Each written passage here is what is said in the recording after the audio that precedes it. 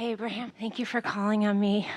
So glad to be here. I have 2 questions if we have time.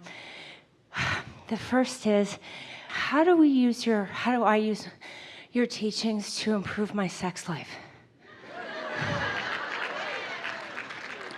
Well, the teachings apply to everything. Everything. Uh-huh. And so, Because my husband isn't part of this. well, all right, this is a really good opportunity to talk about what your power of influence is. Because usually, not always, but usually when you are talking about sex, you're talking about more than just you. Exactly. And so the thing that trips most people up when they are thinking of co-creating with someone else is that it feels like the other person needs to be on the same page, needs to want the same thing, even needs to believe the same things.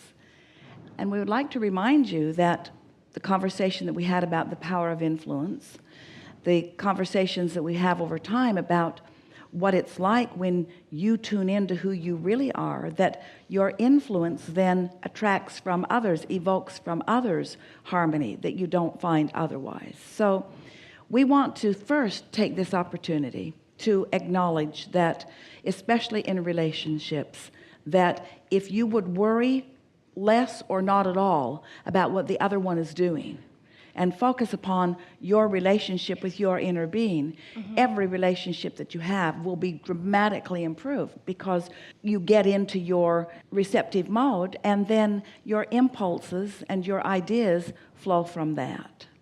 So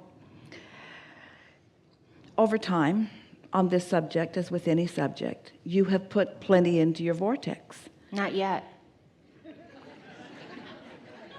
I mean, I haven't really thought about making it better. I've kind of given up, and now I thought maybe you could help. So there's a misunderstanding, because as you live life, when something isn't as you want it to be, Put it in the vortex. you put it in. And so your vortex is full of all of the intentions and desires and improvements that you are seeking, because it just happens that way. Life just causes that to happen. But your attention, and it is evidenced by the conversation that we're having even now, your attention is upon what is happening rather than upon what is vibrationally apparent to us. Now, we get that. We know how annoying it is to our human friends when we are continually going on about this vibrational reality, because for most of you, it doesn't feel like any kind of a reality until you can see it and hear it and smell it and taste it and touch it. In other words, until it's actually happening in that full tactile sense, then it doesn't feel real. But on the subject of sexuality, more than any other subject, is the opportunity to realize that everything is so much more emotional than it is anything else.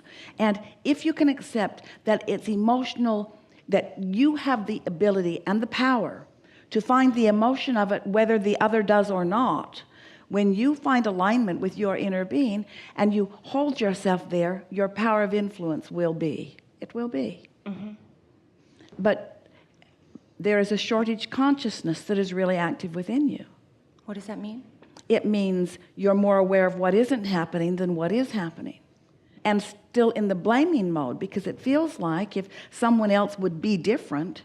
No, I blame myself. I do.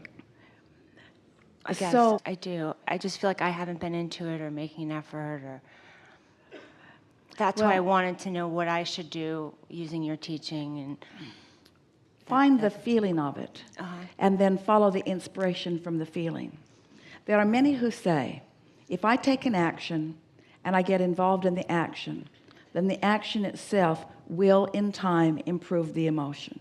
Now, we don't disagree with that to some extent. In other words, we know that when you follow a behavior, that your emotion can follow, but it is so much more powerful. In other words, we want you to get in the mood and then make your move, not make your move to get in the mood.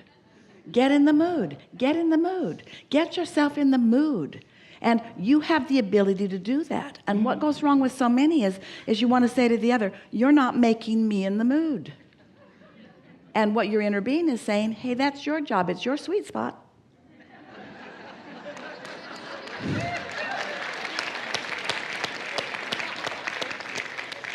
Yeah. Okay. I got it. So nothing like making a list of positive aspects. Nothing like getting into an attitude of appreciation. In other words, there are all those things that will tune you in, line you up. Yeah.